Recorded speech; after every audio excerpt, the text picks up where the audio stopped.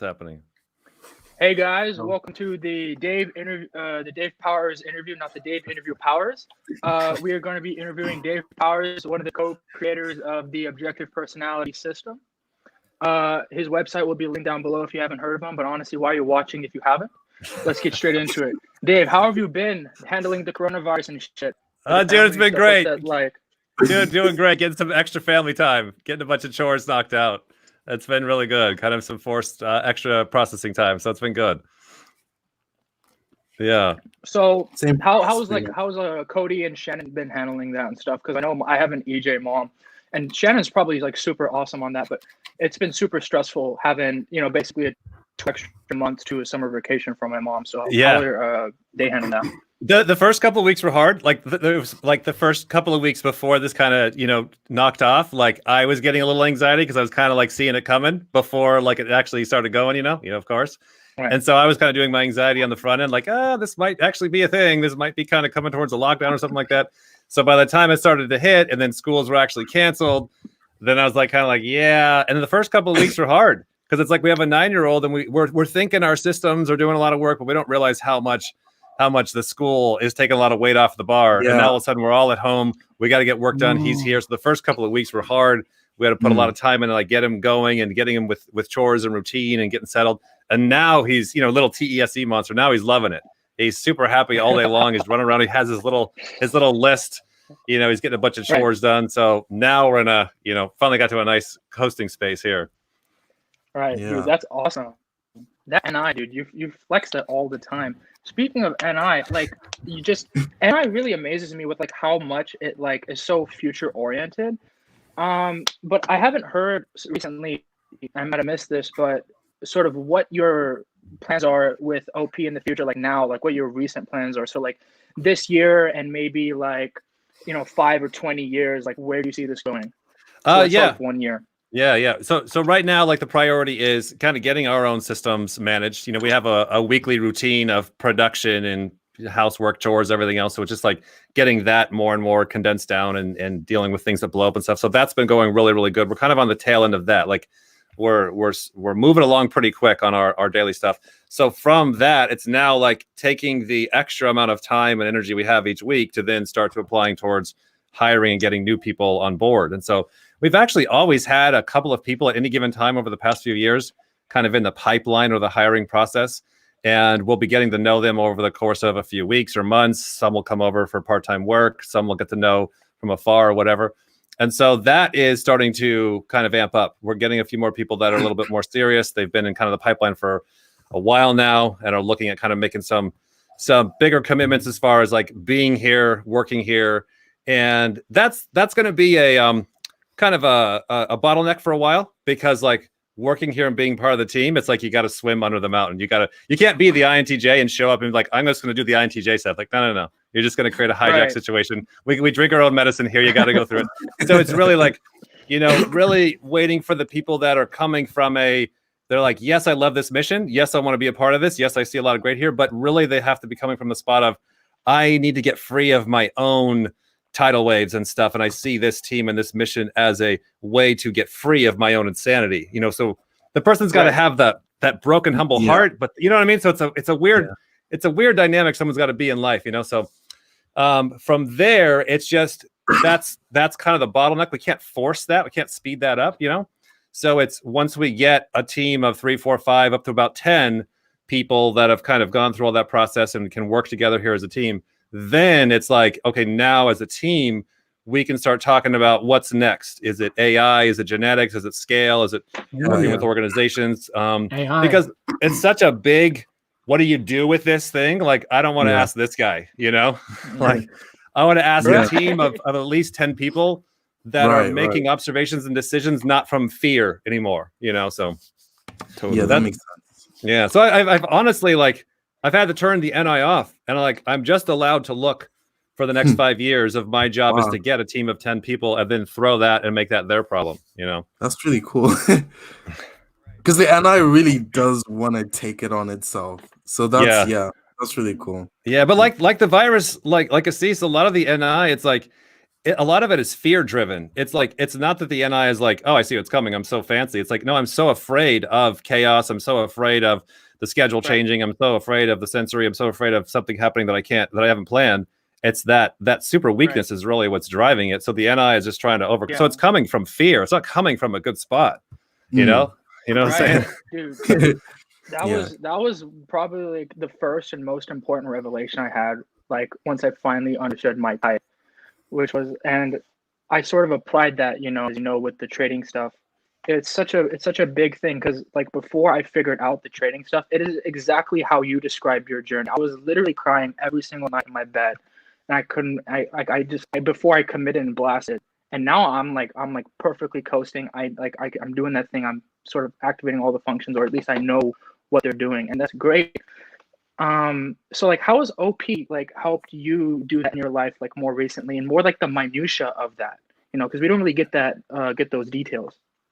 Gosh, it's a huge self-growth thing, like just like we were talking about earlier, like with the laundry room window and the door and the side of the house. It's kind of like an old part of the side of the house. So it was just the rain was decomposing the wood, and I SE consume last, just was not seeing it because I didn't want to see it, and Shani has to point it out, and like and then I've got to take this on. So it becomes like everything quickly becomes not about the laundry room window or the goal or the money or the job or whatever. It becomes about, oh, this is a task to pull out my insecurities and my fears and to conquer them in this degree, and then get the objective external result to really show. It's like a very spiritual thing. Like if you have true repentance and faith, then you'll show the fruits, but the fruits are not it. One of those deals.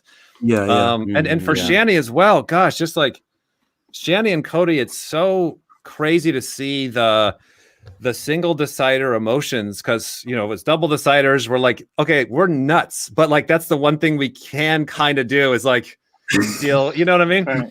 And so to watch them like they'll get hurt or upset, but then not know it, and then not know how to process it, and then kind of be in a negative state and kind of shove it away with logic.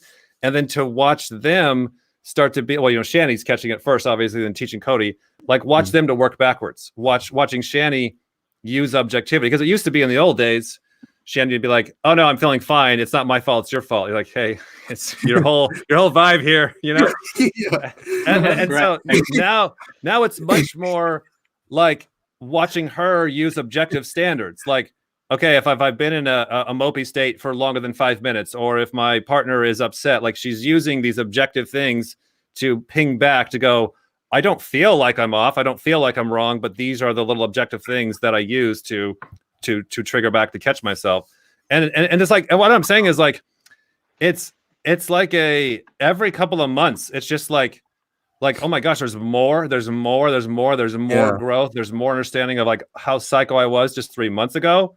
And like, it's not slowing down, so it's been very much of, this feels like kind of an NF analogy. This feels like one of those movies where it's like you discover something, but then it gets on you, and it like that medicine soaks into you too and starts changing you dramatically. This is we're not doing this for fun. We're doing this because we got pulled into it, Yeah. Right. So like that's really like awesome. Like when you got like a whole team of people that are like going and working towards that, and you can tell each other. Like with me and Leon, he's like he beats me over the head with masculinity. Like tell me the truth. You're welcome. So it's awesome when you have that. But like, how is dude? I love you, man. But how has it sort of helped you? Like how's OP help you navigate like just normal everyday interactions? Yeah. So with our personal life and our family, it's allowed us to not have anything off limits. So, like we're aggressive, we swear, and that's exactly how we are at our home. Our 9-year-old talks like we do, but it's the whole spectrum of, he'll be very aggressive, but then very loving and very kind and very centered. It's like that constant balance. So there's nothing that's off limits. Everything is allowed to flow. If somebody's feeling hurt and negative and aggressive, then hurry the fuck up and get it out so we can swing back over to the positive. We're no more tidal waves here. Then when we're out in the world, that's kind of like processing that right now, like low consume here. Like that's what Asees questions do to me too. Right. it gets a little weird to go. It's a little weird to go to Walmart and to Target and to see people that are still playing the game. Still playing the game of I'll lie to you about your insecurities if you lie to me about mine. That game, you know, and to see that the clerk, the lady working at the thing, and like how much fear and anxiety and please don't hate me and please think I'm okay. Like you could just see it all over them. And then to be able to like kind of step into their world and like give them a little bit of love or okay, what do you want validation? Give them a little bit of just a little bit of love and happiness right where they need it. You know, like we'll compliment clerks like, wow, you really do control this really well. You tell the EP, you know, and like, and so that's been pretty crazy to see the contrast because it feels like you just feel like you're an idiot constantly stuck in your same old shit all the time. And then like you go out to the store like, wow, there's a lot of that's how I used to be way stuck compared to that. So it's just kind of that weird kind of compassion kind of deal, I guess. Do you feel like this is a random question? It sounds like it could almost feel a bit lonely if like you're aware of all this stuff and then you go out into the world and like everyone else is still blind and you wish like you feel alone in being so aware kind of a little bit. Or, I don't know. Just And plus like that's a classic DI problem for anybody DI, you know. Me against the world. True. No, I just got one more good thing that separates me from everybody else, you know. So it's like yes, it's absolutely like everything has been a part of the journey. Like every wild emotion of depression and loneliness and anxiety, it's just like we've got exceeded at all of those levels of all of that kind of darkness. I feel like too it's something that never goes away, just like with anger or frustration or whatever. It's like, God damn, yes. Like we'll have very strong feelings of this kind of loneliness or disconnection, but then we know that it's part of the deal. And we've kind of getting better at kind of like a Tony Robbins, like physical processing thing. We know that we've got to get up, we've got to move, we got to go for a walk. We got to physically kind of, because it feels just like it's in your blood. You got to kind of process it out, you know? No, that makes sense. Yeah, it makes sense. So this kind of segues nicely into what I wanted to ask, and that was about being aware and kind of stripping yourself of all your biases and your beliefs that you've kind of built up over time. Dave, do you have any tips on how to get people to see past their biases? So people come into typology especially, and you've experienced this a lot. We've all experienced it, thinking that they're a certain type. However, they go through the system, and then all of a sudden they may be they're looking at themselves upside down. Some people can, take that. They wrestle with the idea a bit. It's like kind of hurts a little bit, and then they kind of realize, okay, yes, I'm an idiot, I'm dumb, type thing. But how, in your experience, how have you been able to help people, or how can you get people to see past their own beliefs or their own biases? Yeah, that's really good. That's kind of like getting towards the kind of questions, the deep stuff, It's from what I can kind of tell at this point in time in life is it does seem to be that the ultimate problem is subjectivism. It is Donald Huffman theology that we are all born with 2 out of 8 functions. So the boogeyman, the boogie monsters all exist in all those other 6 functions, which is why that part of the world is bad and demons and all the rest. And it's like we can see it very strongly in everybody else, but there's another little weird gene in here that gives us the delusion that we're okay. And, consume last is going to have it some of the worst, which is why I think like, NF, IJ, consume last, know it all. It's like I had that subjectivism stronger than most people in a lot of areas. And I think that's part of what kind of helped me kind of break earlier on in life in my mid-30s because I was so psycho, right, Leon? It's just is that like the double activation of the lie? Yeah, like double activated and NF and the missing consume, like all the like all of them, IJ, just everything, with the worst of them. Right. So it's like I was like the most locked in, delusional, my point of view. Just really you could call it subjectivism, and I was who I said I was. I didn't care what the tribe said, the whole kind of deal. But I think this is really about, and also kind of like reverse engineering everybody who goes through the hero's journey that we're watching on the Tom Tom show every week or whatever. These older people that have like, I've got out of hell and here's what I discovered. Like, yes, it's their demons, but a lot of it is like there is an accountability and authority outside of themselves. I think Christianity nailed it as far as like the mechanisms of how it works. And like, it's also why you're seeing people that are not Christian living a Christian life and being outside or separated from that bondage. Yeah. And there has to be an authority outside of yourself. The problem is we all listen. The ultimate authority is us. And if you're a subjective idiot, which you are, and you only see a fraction of reality in the human spectrum, which you do, and everybody else is looking at other points, you're screwed. You're going to walk in these very predictable tidal waves that people on the outside can watch and see and predict what you're going to do next year, because it's the same thing you do every year, and you think it's the boogeyman, but everybody else knows what it is. And it's like the person has to get to the point to where they've had enough. You know, I do feel sorrier for, not sorry, but it's a different set of challenges that I have not experienced.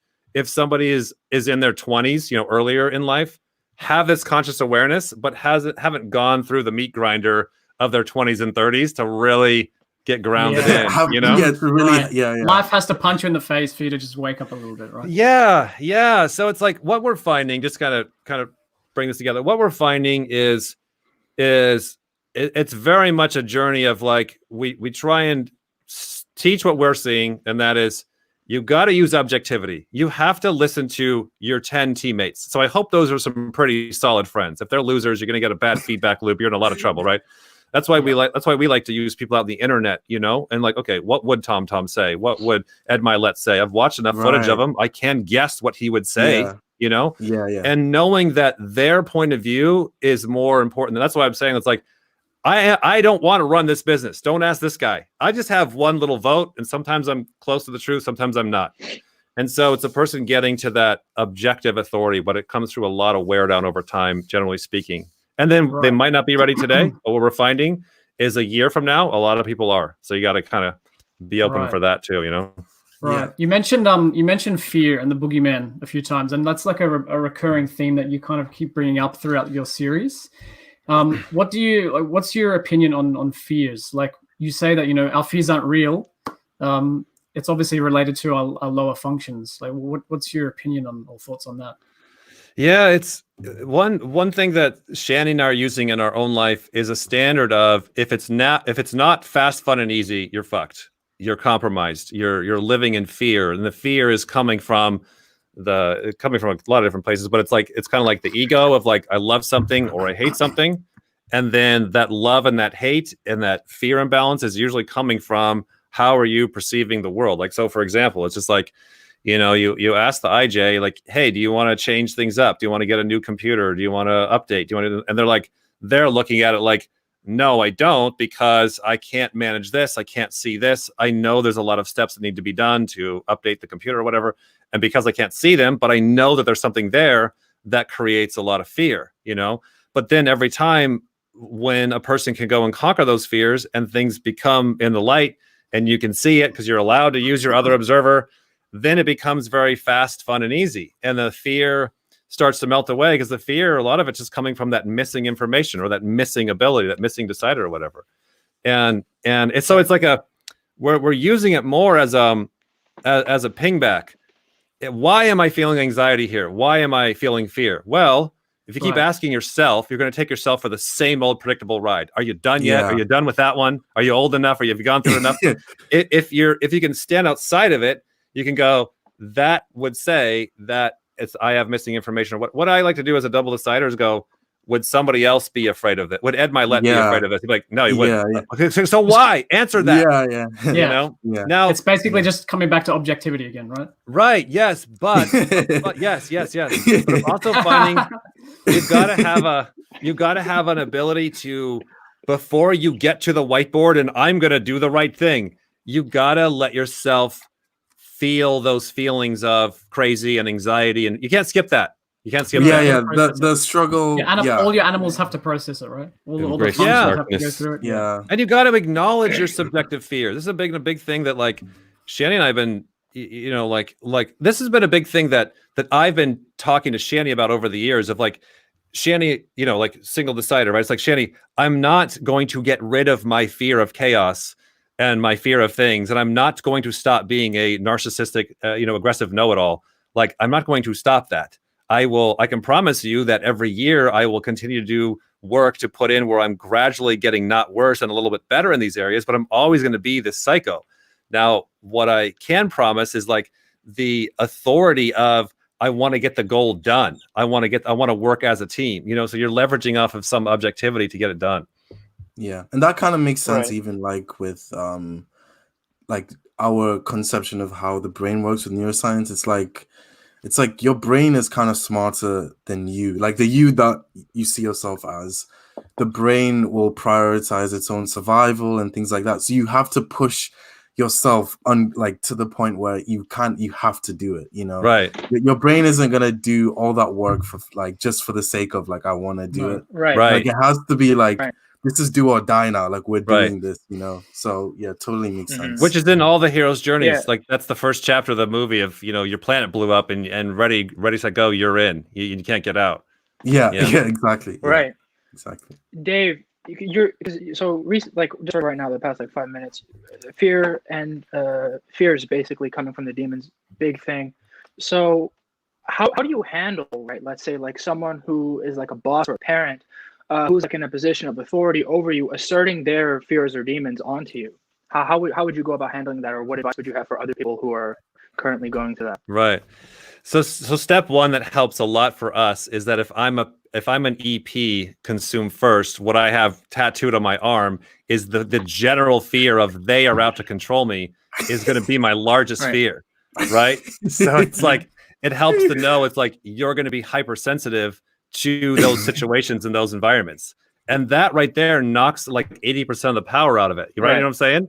It's like, I'm an EP, I have to say that. So then it's just kind of like a bounce back of like, all right, that is my subjective fear. It's not that there isn't really that problem there, you know, because that's where it starts messing with your head. You're like, because you could have, for example, you could have 10 other people in your situation that are not EPs, and they'll be like, oh yeah, this is a pretty controlling. They're definitely messing with you. But everybody else will be like, I can find a way around it. But the EP is like, oh my God, there's no way around this, you know? And so like, I try and stay tied to that like, I'll say things like it's like standards of like, you know, as an IJ, I am never allowed to run from the chaos, or if the tribe asks me for something, I'm never allowed to tap out first, like, because I know what my default fear and settings are going to be. So setting those standards, is me as an EP. I'm always going to be afraid they're controlling me. I'm no longer allowed to burn things down because they are out to control me. So that sets the line of like, okay, therefore I have to win. Now you are the one responsible to resolve this extremely unfair situation. And when you put yourself back against the wall like that, you're like, great. Now I have to be the grown-up and I have to figure out what are they going through, and I have to see what am I doing to them, and then it just forces you through a bloody hell of going, I don't want to keep running from the same fear, because that's what hit me is like, if I run from this controlling, you know, chaotic house, run to the next rental house, when does this end? That's it's always going to be for the next one, you know? Anyway, so just a short thing.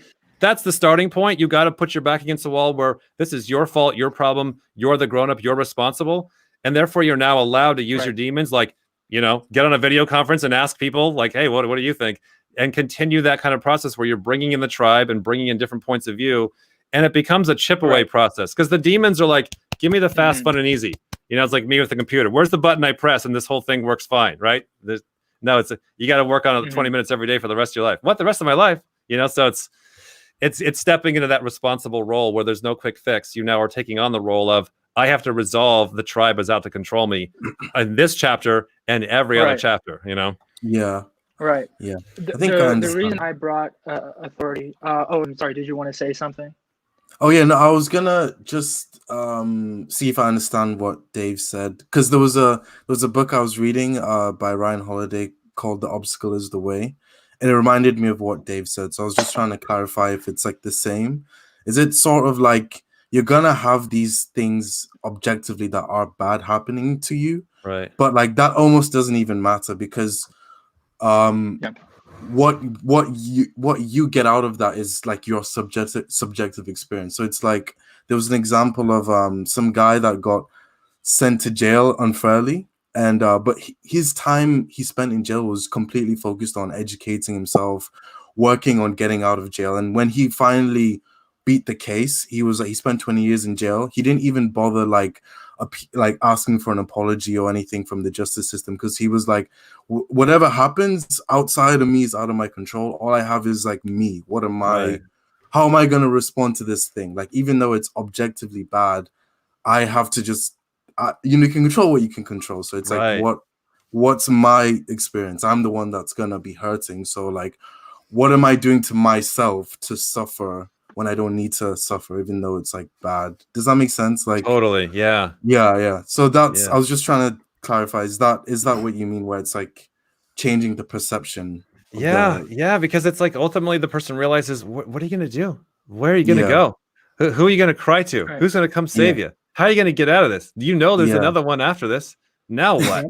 It's just accepting like an enormous amount of hell you're going to have to eat to have a chance to get to the other side of like getting some kind of balance. And that's the thing too. It's not like, oh, I've been done wrong for 20 years and now I'm going to get, $20 million on the other side to balance it or whatever. It's like, no, you might just barely get through the situation and just long enough to have slight positive, but a lot of negative, and that's okay. You got to just keep moving through it. And then just the person just accepting like the very zen of it. It's why like we spend a lot of time training ourselves that the universe is 50% negative, 50% bad. So when bad days come in, bad things come in, we're like, oh, supposed to. There's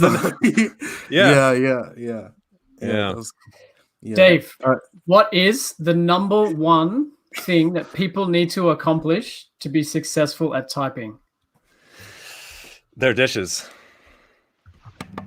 It's not the room.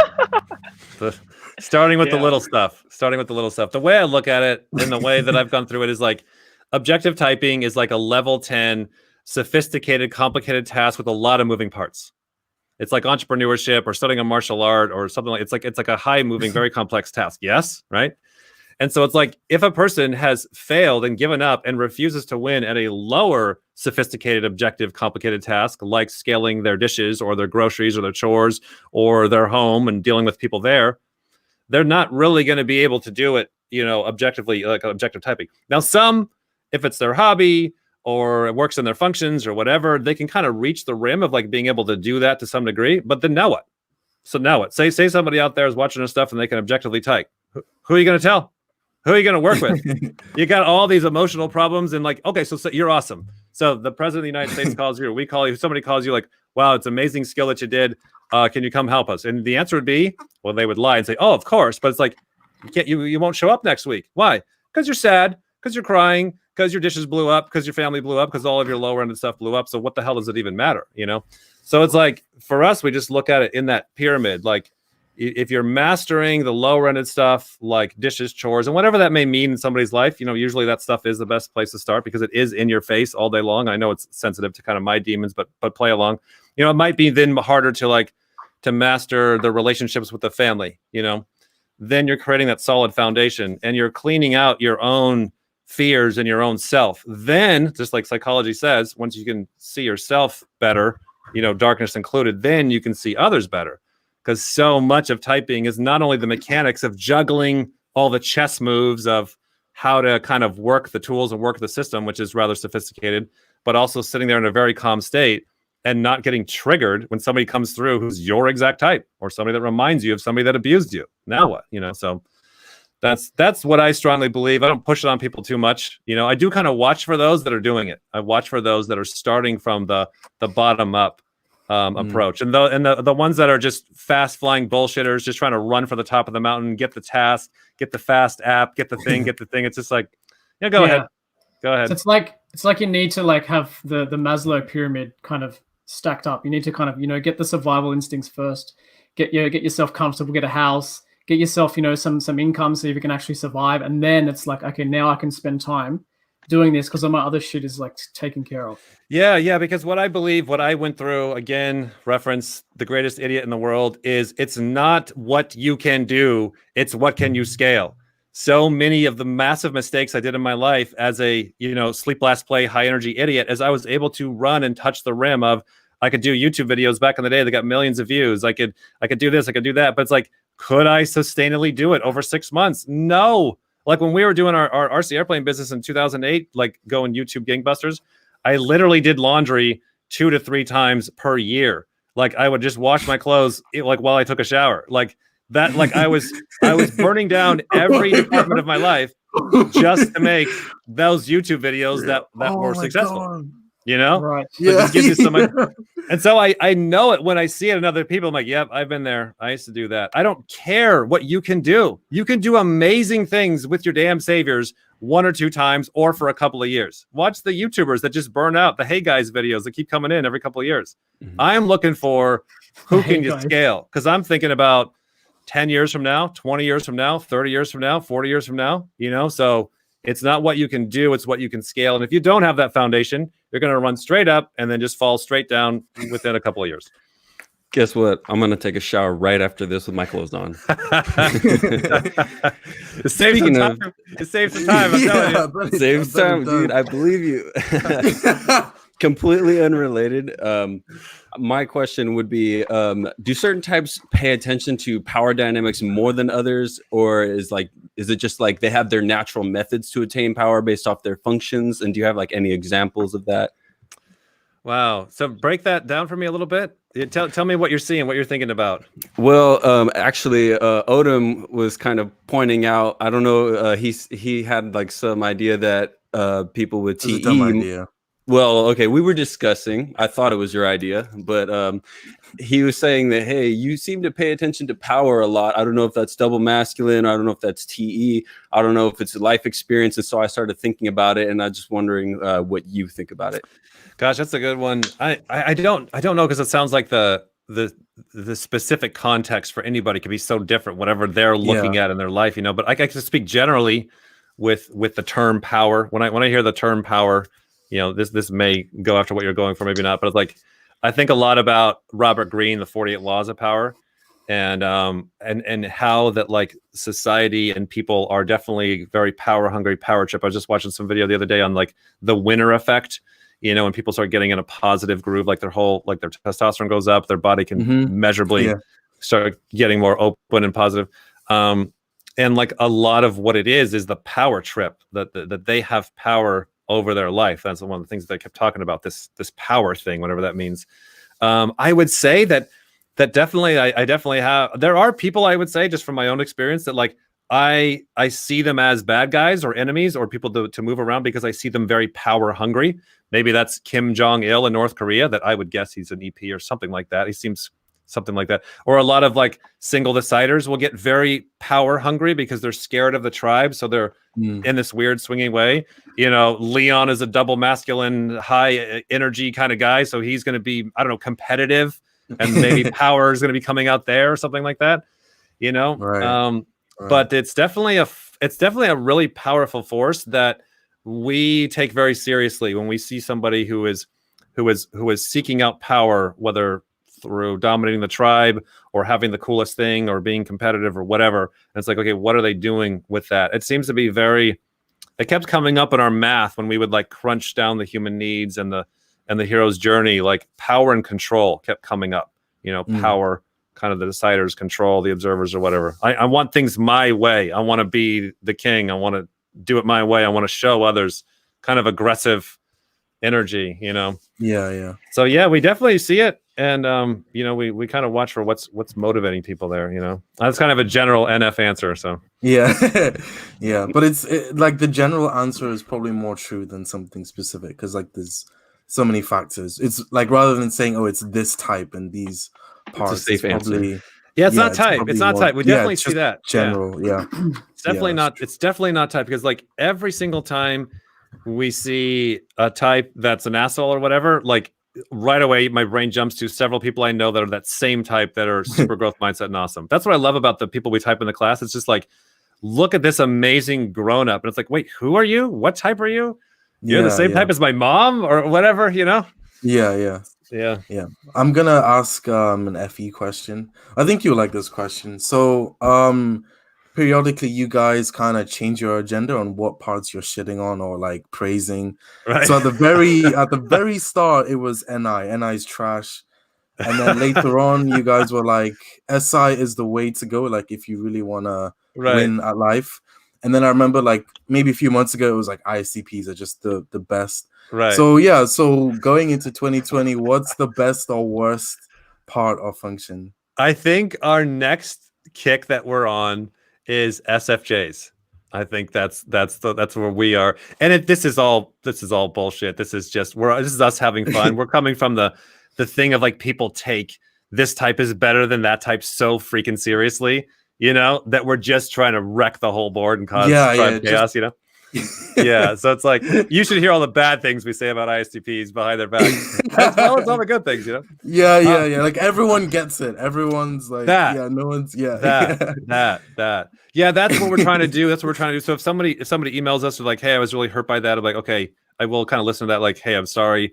This is kind of what we're doing. You know, I'm going to be kind of aware of that. I'm trying to push the envelope, but I'm also trying not to hurt people. But anyways, a lot of it is too like what we're finding for trying to do a good video is we're trying to speak from our own times of growth. I love saying, here's my realizations, or here's where I'm at in the spring of 2020. I love saying that because it allows me to grow and be wrong and to update and, you know, to be a normal human going down the road. So it's like, it's fun to share. Like right now where Shanny and I are is SFJs. You know, there's a couple of ISFJ friends that we've met that are like doing really good. Some on typing, some on self-growth. We're learning a lot about the SINE function because they're able to like understand the functions and stuff.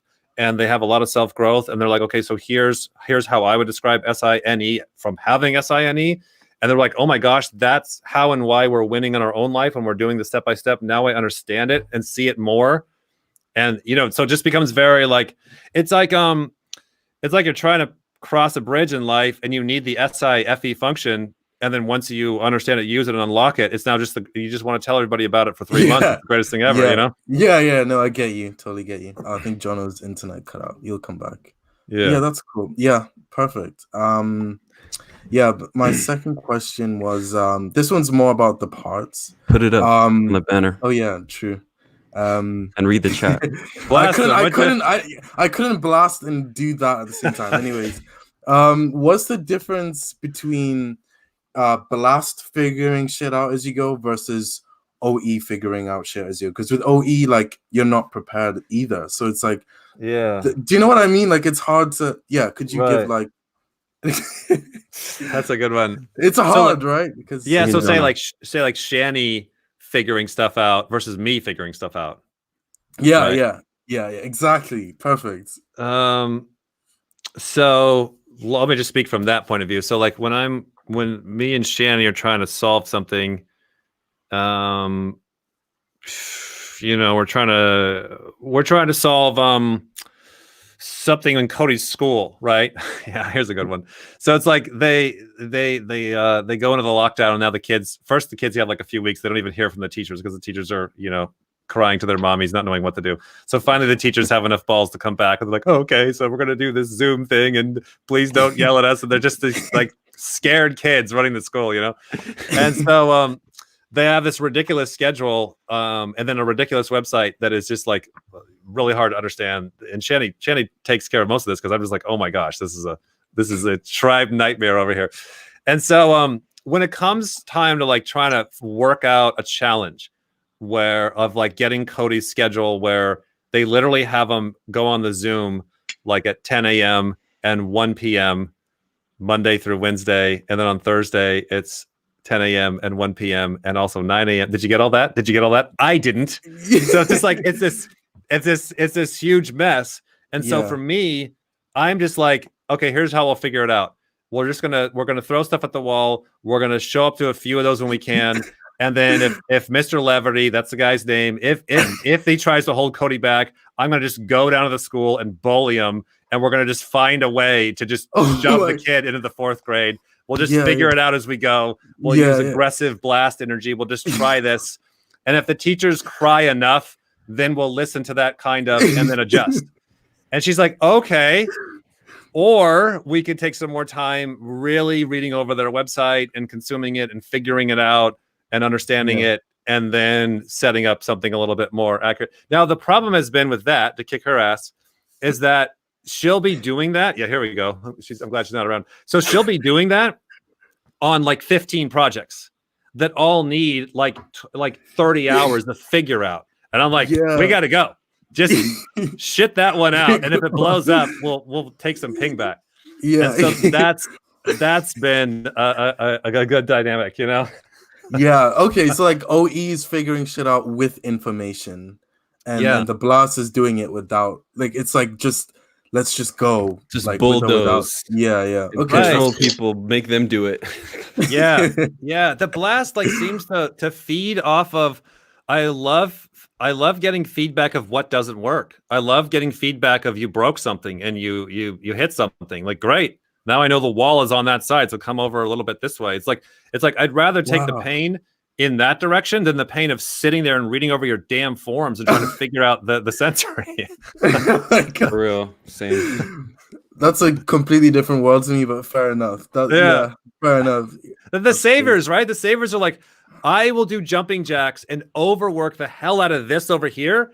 I'll do 100 hours of this savior just to avoid 1 hour of this demon. Yeah, I understand. Yeah, that makes perfect sense. Yeah. So one more question from me, and then we'll try to answer some questions from the audience.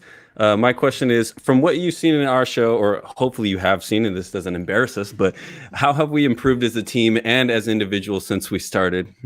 It feels like you guys feel like you've gotten in a groove to where you're kind of like college guys hanging out with each other, you know? And you kind of, from what I can see, you kind of found that kind of normal, natural flow. Because like a show can kind of, like from my experience, a show can kind of start like, here's officially what we want to do, and here's the plan, and here's the schedule. You want some kind of structure and routine, but then if it's too much of that, it's very copy and paste, very stale. Yeah. And then now you guys have kind of got a really good flow. And then I think the next steps are kind of what you guys are kind of tiptoeing into now, and that is kind of like bringing some more structure back. I mean, look at these questions. Yeah. Like, are you serious? You guys wrote these out ahead of time? No, we figured it out like 10 minutes before we started. Okay. No, we had the questions planned. The questions were planned a while ago, but putting them into this gimmick was like... Yeah, we had meetings to narrow it down, and then now we're figuring out, okay, whatever he's saying, let's just pick the next best one as we go. Like, and we still cut people off. So. Yeah. There you go. So then you're bringing, now that you have a good dynamic and flow, now you can bring structure back without doing it. So that's what I've seen. That's a nice energy response to that. Yeah.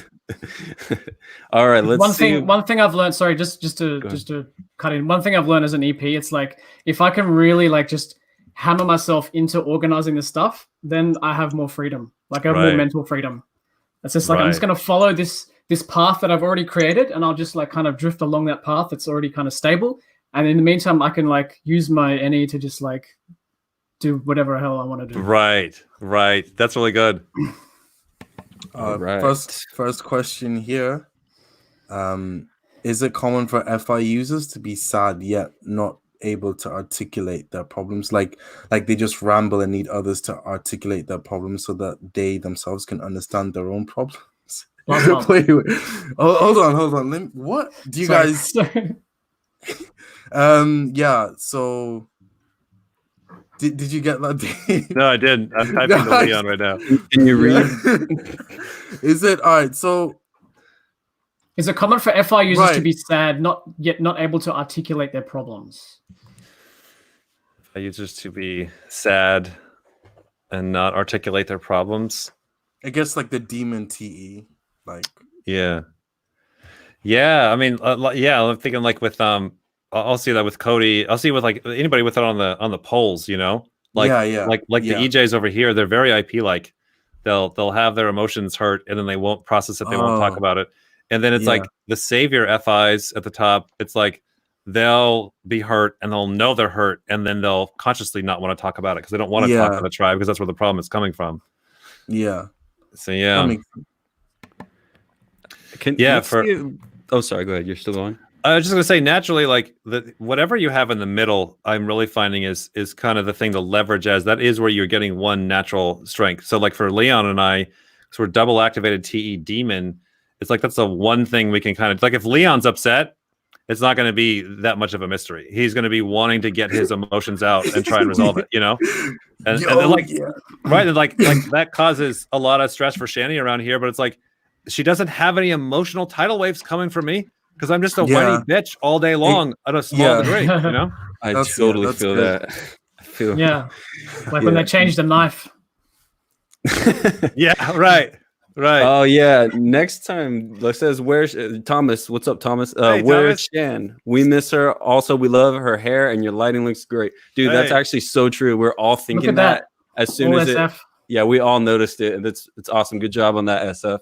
And maybe we can get together next time and like do one with Shan, and then have one with both of you guys. Yeah. She did say she really wanted to come on and talk with you guys and hang out with you guys. And also, hey, Thomas, good to see you. Based off that question, what's the next SF upgrade you've got for your channel? Oh my gosh, I got to get some new shirts in here. We've taken a run at the lighting. I got that for you. We gotta, there you go. We got to get the website. The website is way behind. Like the website should have been version 1 for 6 months. It's going on 3 years now. So the website we've been working on a new beginner series, but we got halfway through that and realized that we were TE rambling. So we're going back and like creating structure. So website, beginner series, the lighting in studio might stay for a while. We're eventually going to be moving or getting a possible second workplace or whatever. And so we're kind of looking at that in the next year or two. So damn, everyone's moving. Like, because I saw MKBHD, he moved his studio. Like, everyone's kind of moving their stuff. I don't know. That was a random introduction. Never mind. Random pattern. I don't know if this is in the chat, but I got a private message from Logan Brown, and he was asking about correlation between NE and eyebrows, since I brought it up in the Facebook groups. NE and eyebrows? Yeah, like Asees, Jono, Jordan Peterson, like what's the other guy? Jonathan's eyebrows, man. Yeah, any maybe actually I pluck my eyebrows because I get a hectic monobrow going on. Wow. I'll tell you, the eyebrows are one of the traits that we absolutely see kind of going with the personality type. So people that are the same type as Jono, oftentimes they're not going to have thinner eyebrows. You know, they tend to have the thicker eyebrows. But the eyebrows are like the eyebrows, the nose, the hair, the skin, the jawline, the eyes, a lot of those kind of like 23andMe type traits, you know, whether your ears do this or that, you know, that kind of stuff, like that is a big thing that we're seeing following with type, you know. The TEs will have like the evil eyebrows, you know, the Shanny eyebrows. And then some eyebrows that kind of go, you know, more like this. Yeah. See, Leon's got some of the evil eyebrows a little bit. Yeah, whether they're like angling down. Yeah, masculine TE. And mine will do that. Always angry. So if I go to the like the hairdresser and I get my eyebrows shaped, does that mean my type will change as well? That's the way it goes. Yeah. Okay. Speaking of changing type, Asees had a question for you. Yeah. He's not ready. You just put him on the spot now. Blast. Okay, so I honestly have no idea what Leon's talking about, but Leon has been making fun of me a lot for like fat fingering and just fiddling with my fingers and like accidentally leaving calls like all the time because Leon and I are calling all the time, all day, every day we're on a call, and I got AirPods, and so like I'm readjusting the AirPods. I think probably it doesn't sync up with this platform, but on Facebook Messenger I'll click it and just it shuts the call off, and it's like fuck every time I do that. And the reason I left just now is because the chat and the leave things are right next to each other. I did the exact same thing, but it's like why would you put it right next? Anyways, so I don't know what Leon's Robert Green did that too on Instagram Live, bro. Like I laughed my butt off so hard when he did it. I'm like, dude, that's Asees. Wow. Something about being type masculine SI or something. Oh yeah. Oh shit. Oh see? Fuck. You ruined it. There's a so this is exactly why I needed to ask you this question, Dave, and it goes perfectly with what Jonathan was saying. Can you please type me as having masculine sensory so that I can get some testosterone up in this bitch?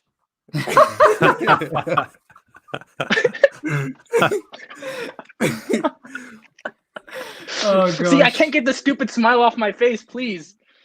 Oh, Dave's frozen. Dave froze. Oh no, he's here. He's back now. He's back now. He's back.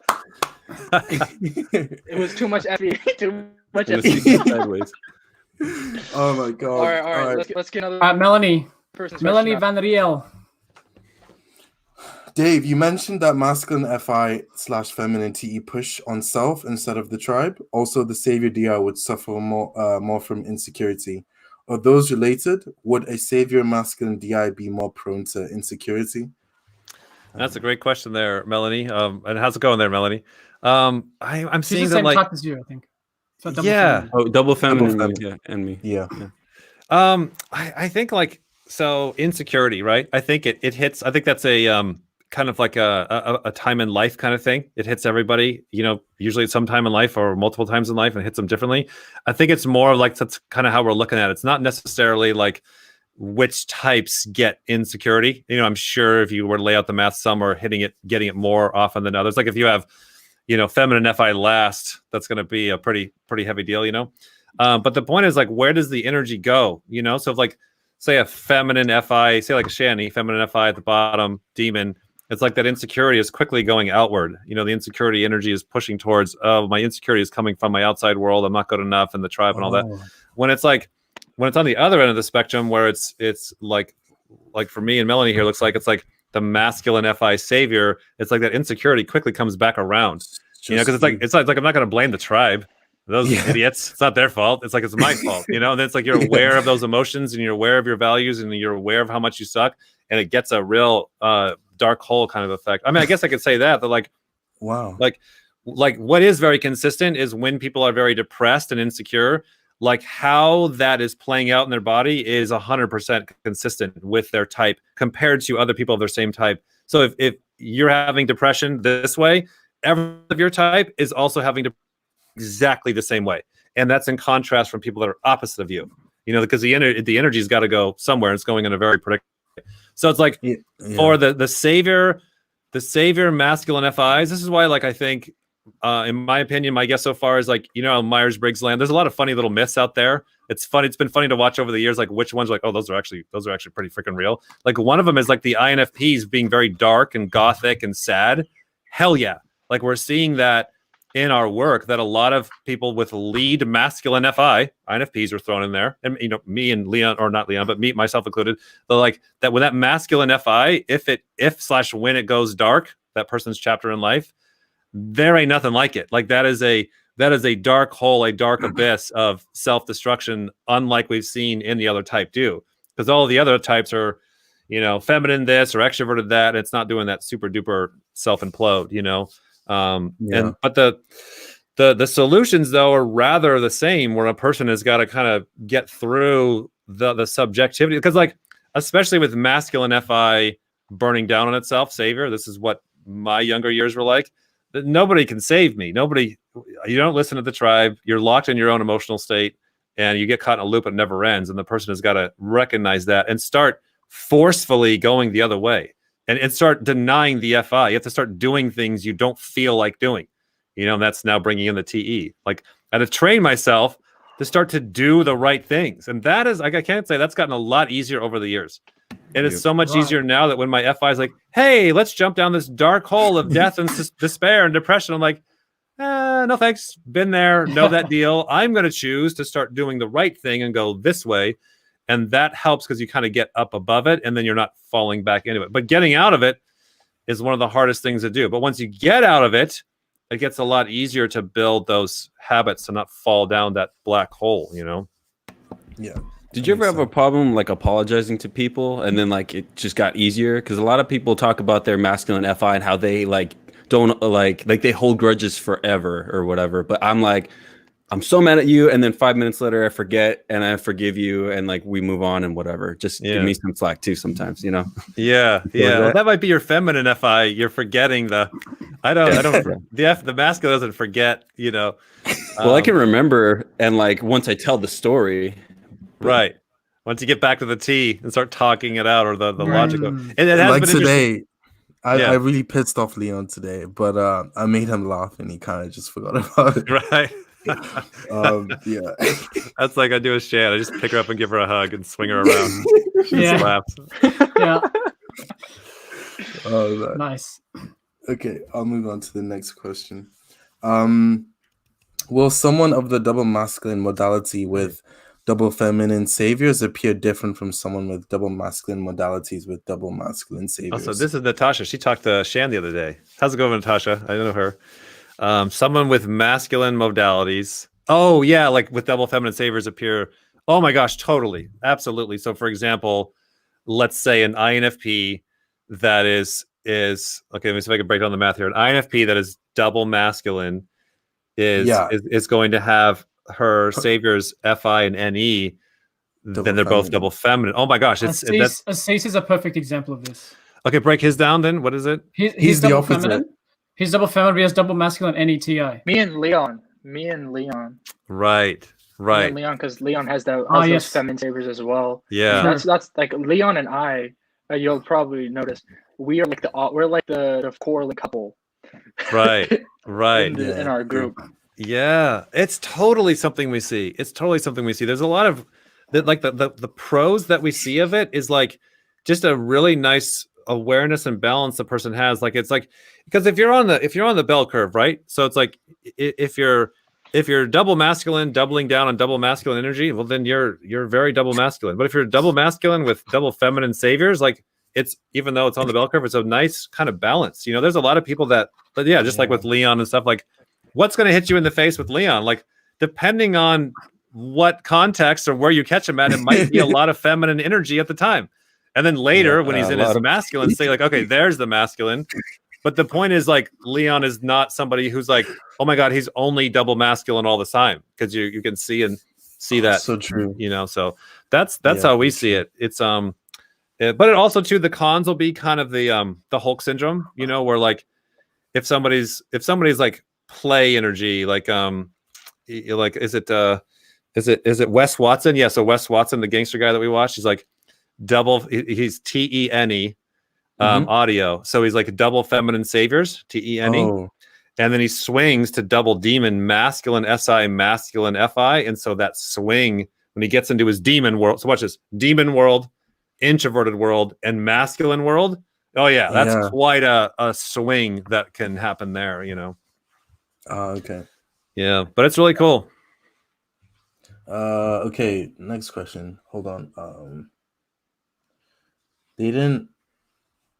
Is this a question? Hey, there's Logan. Oh, right. Oh, he's just giving you information. Yeah. Tech question, huh? Yeah. All right. There's one here. Oh yeah, get some intros, outros. I'd like to know this. I mean, I should know this myself, but yeah. So what are glass lizard? What are glass lizard tidal waves, and how are they different from the standard type? That's a good question. Like, I think a lot of this stuff is a lot easier to really answer through the specifics. It's hard to, I'm like, all I want to do is answer the generalities as an NI, but it just keeps breaking out. I think it gets a lot easier to answer it specifically if you're looking at a specific person and really kind of see what's going on there. Generally speaking, it does seem to be that the person's biggest tidal waves in the end does seem to be coming from the human needs, you know. So the IJ is always going to feel like, you know, the chaos is out to get me, you know, like me and Manny and Leon are all going to feel that, even though we'll have different activations on our SE or whatever. Now Manny might have more like conscious awareness of his SE, but like it's still, the fear is still coming from that lower human need, it seems to be. So like the people that are glass lizards, where they're having more double activation on their lower functions, demon functions, they seem to be more aware of the demons, more responsible, but still that fear and that issue does seem to still be from that lower demon. So like really in the way I'm really, the biggest thing for me is I'm looking for, like, from a pragmatic approach of like, when I'm trying to size somebody up, I'm like, who are you at the end of the year? That's the question I'm always asking. Who is this person at the end of the year? Like, is this person going to have the same tidal waves? They're going to have, if they're an IJ, they're going to have the same tidal waves as any other IJ. It's just like, you know, Manny might have a slight different, like he threw in some more consume while he threw himself off the IJ cliff, the same cliff that I did that has a little bit more blast play, but we both went off the cliff of, oh my gosh, I'm being controlled by chaos. And we just added different masculine, feminine activation flavors to it, you know? Yeah. So yeah, I think the specifics of how it plays out, I think the glass lizards have more stress during the day because they're more aware of more functions, you know. But I think at the end of the day, they're still getting stuck with the same basic human needs. You know, it's been interesting to watch Shani with that. You know, you would think it's her NI that burns her down because it's double demon, even though it's second. But it's still the FI, even though it's double activated. Yeah, that makes sense. It's like, even for me, it's like anything that you like, any IJ has an issue with, like to some degree I'll have an issue. Like I remember the first time you mentioned parking being a stressful thing, like in a Q&A video, and I was like, oh my god, yes. Like when you're driving somewhere and you don't know where you're going, and like you're like, where am I gonna park? Like I don't care about anything else about this social event except for like finding out where I'm gonna park. So it's like the same context will be stressful, but it's just like I'll be stressed. I'll have like more frequent tidal waves from looking at the SE more, but like they're not as big. They're like smaller but more frequent. But it's the same thing. It's the same problem. So talk about how I blew up before we got on the live chat. That was funny. I don't even know where to start. Like that was pure. That like was Odom like, was here, and I was like, I was at 100 already, like not having.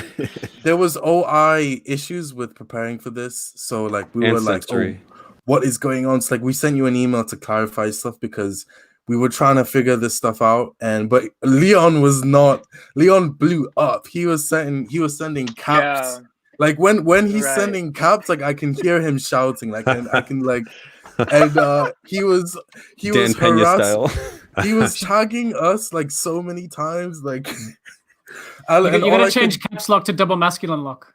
That's the new name for it. Yeah, all I could do really was I appeased him, but then I also like sent him laughing voice notes because like it was kind of funny because he was like, him freaking out made me calm down because he was like a bit more intense about it. But yeah, let's go for that Novocaine. Novocaine girl. That's a cool question. Yeah, up there. That's a good Novocaine girl. How far up is it? Subscribe. For me, at 52 minutes, whatever that first number is, just it's 52. 10:52. Whatever. Yeah, that was all the way up. Hey, Manny. All right. So how are you dealing with people claiming to be mistyped? That's a good one, right? Yeah, the community really gets a good freak show with that. We come from the position more of like, how are we dealing with the people that actually accept the same type that we gave them? That was a big thing that we had processed a lot before we started this whole dog and pony show. If we're going to type people in the public live, it was something, or in the video typing, it was something that we had a lot of anxiety about because we had seen and known from like what Carl Jung warned about, and watching the ridiculousness that Myers-Briggs goes through to lie to people to avoid telling people their real type, like really getting in and consuming the literature that they tell their facilitators of like, don't try and tell people their type. Let them just willy-nilly pick whatever type they want. Pick what they want. Yeah, because if you tell somebody their type that they don't agree with, doesn't matter if it's right or wrong, you just have a rage monster on your hands. So like, this is why we're so aggressive on the front end, just in our video content. If you ever try and get into video typing, like we just abuse you to hell through forums and say, don't sign up and we hate you and you're going to hate us and type is stupid and get the hell out of here. It's like,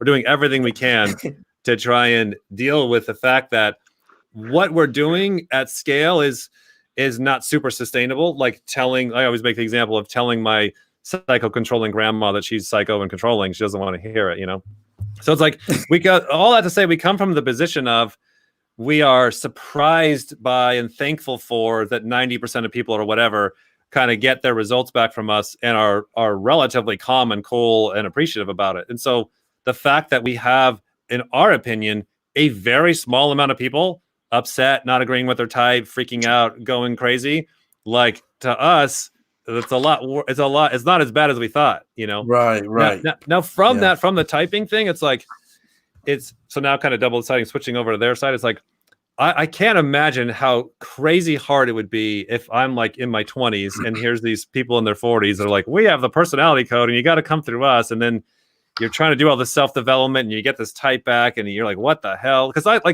we've had 20 years to go through that process. I had no idea. I used to make, if you go back in the old days, the Dave Superpowers old days videos, I'm making fun of feelers and NFs left and right. And then I'm an NF. What the hell? Like, I didn't just walk that off in an afternoon, by the way.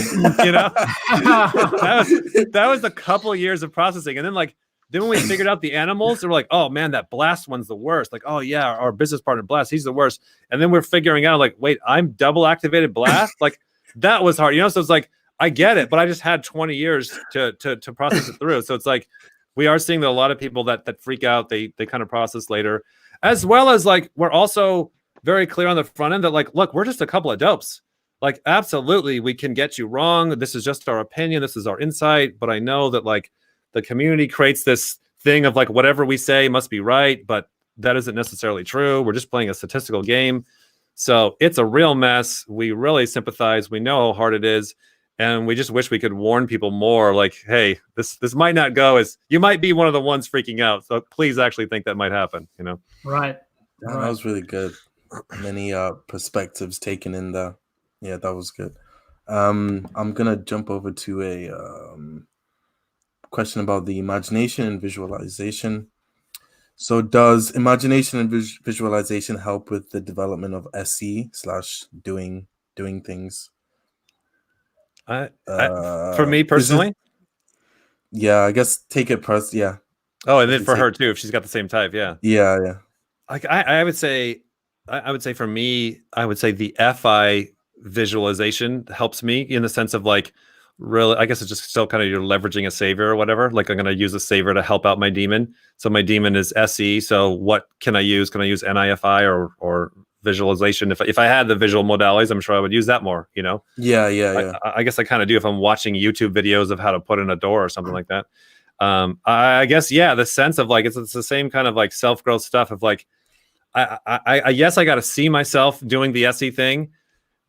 But that, I think, isn't the hardest thing to do. For me, it's like getting my FI to really believe and love and value the process of, I'm about to get my ass kicked in the SE realm. And I have to really, really, truly believe in my FI heart that this is what I want to do. And this is character growth. You know, that, for just real quick, exciting example, what is it? ScreenFlow, the damn editing software here, right? So it's like, I've gone after and attacked every single different thing in this fucking house that needs to be SE repaired. You remember Pee Wee Herman? This is the old movie in the 80s, Pee Wee Herman, where he's like running into the pet store to save all the pets, and the pet store is on fire, and he runs by the snakes and he looks at them. He's like, he's scared of snakes. So he saves the bunny rabbits, and then he sees the snakes, and then he saves the cats, you know, so he goes through, he saves every animal, and he's scared of the snakes. And then he finally saves the snakes last, and then falls up and faints. So that's like me with the editing software. It's like, I'll fix everything else, but, like, I will stand my ground and be fixed mindset when it comes to ScreenFlow version 8. Like, I will not move because, like, and Shanny, like, will bang me over the head over. I'm like, I know, you got me. Like, I have not gone on a long, like, literally, like, what I'll do is, like, I'll go on a long, dark walk at night, and I won't come back until I've emotionally resolved it. And I can just be honest that, like, I have not done that on the editing software. Like, I don't see it. I don't believe it. In my extroverted world, I'll lie to you all day long and teach you a fucking class that you can do it. Deep down, when it's just me, I don't believe I can do it. And so until I resolve that, I ain't even going to waste my time, because every time Shanny comes to help me, I literally will bang on the keyboard. I'll yell and scream. I'll throw shit. It's like, I'm not ready. I don't visualize it yet. Right. You know, so. Yeah. Wow. That's cool. So like, that's quite, because, like, I guess that's new information for people. So that's not like just an observer function. It's also like your FI can visualize things, which that makes sense. It's Tony Robbins stuff, you know. You gotta state. Yeah, I was gonna say, it's like he says you have to get into the state before you get a strategy, because if you're in the wrong state, your strategy will be bad, and then right. I think visualization is like, I think visualization is like, there's so much to seeing it, believing it, you know. All that exactly. Yeah, exactly. Unless my Asees had something to say. Oh shoot, yeah, go on, Asees. Yeah, so when you talk about FI and sort of like resolving things internally, that's sort of it's sort of weird as a FE user, especially demon, because I think I'll be doing that, but really I'll just be like, is this emotion stupid right now? And sometimes the emotion is stupid and I'll just discard it and I'll move on. But like sometimes the emotion is stupid and I can't discard it because it wasn't actually stupid and it was like a precursor of this bigger problem. Right. And so like I find like I do need, like I can kind of resolve it in myself, but that the gearing of the feeling is still inherently geared towards other people. So Right. what is some advice to internally process that, at least like get as close to FI as FE users can get to? I don't know. You got the backwards space functions of the NTP functions. Like, I don't know how you. All I know is like I am seeing people doing it of all types, but like what you're saying, like I am fascinated to figure out how to reverse the math. Like I'm barely figuring out these FITE functions of my own, and like how the math would reverse over to somebody who's TIFE, where their emotions on their outside and their thing is on the inside with the TI. I don't know. All I know is it can be done. I'd love to know, like, as you kind of figure out the process, like how, because like how is it, like, I don't know. It's just so obvious to me that it's like the personal emotions drive everything.